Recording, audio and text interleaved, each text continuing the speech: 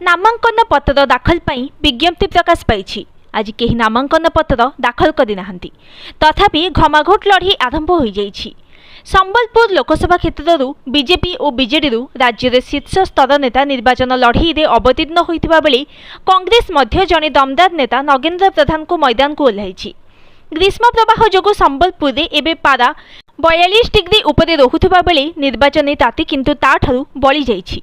संबलपुर लोकसभा क्षेत्र निर्वाचन लड़िबा पई केंद्र मंत्री धर्मेंद्र प्रधान बहु आगुरु प्रस्तुति आरंभ कर देइथिले। केवल से एका नुहंती, तांकर धर्मपत्नी मध्य तांकर विकास फाउंडेशन जरिया पाखापाखि गत एक वर्ष क्षेत्र प्रस्तुति करि चलिथिले।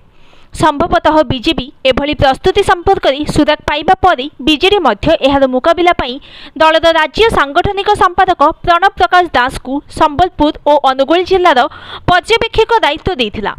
प्रणव प्रकाश मध्य